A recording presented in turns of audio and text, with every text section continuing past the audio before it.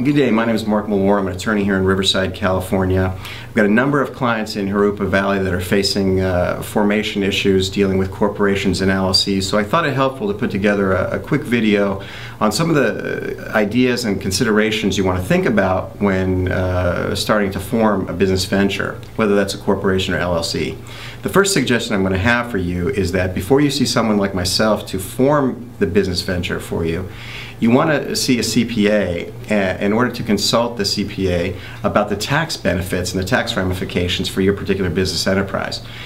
Depending on what you choose, whether it's an LLC or a corporation, the tax ramifications can have a significant effect on your bottom line. That's why it's an important consideration. In addition, if we form a corporation, you want to consult with the CPA about whether we form a C corporation or S corporation based on your particular business.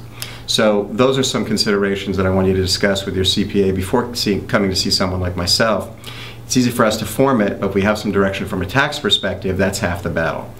The next thing we look at is what to form, whether we form a corporation, whether it's a C corporation or S corporation, or an LLC, a limited liability company.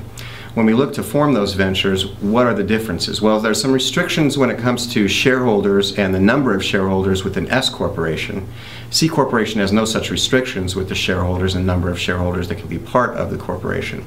So if you're a corporate shareholder and you want to own shares in a new company or the new venture, then you want to choose C, C corporation. However, some of those issues may be affected by the tax consequences, so that's why you want to see your CPA about that first.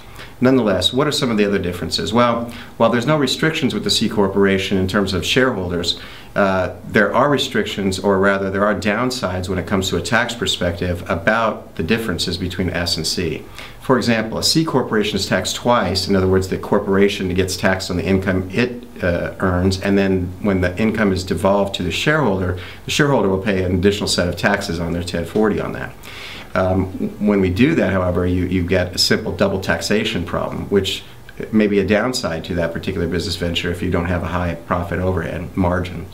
With this S corporation, you're taxed much like a partnership. In other words, the S corporation brings in the income, it's offset by expenses, and then whatever's flowed through to the shareholder pays taxes on that on a K-1 in his 1040 form, and it's taxed singularly as a result.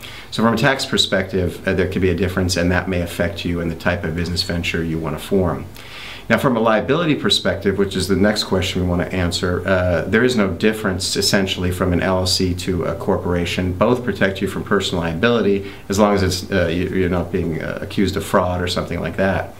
There is one big difference, I think, with being able to secure a judgment against a shareholder or a membership shareholder, and those are some of the finer points that we can go over when you come to my office to meet with me. If you have any questions or you want to discuss your particular business venture further, I'm happy to sit down with you. Please call my office and make an appointment. I'd be happy to discuss your particular situation.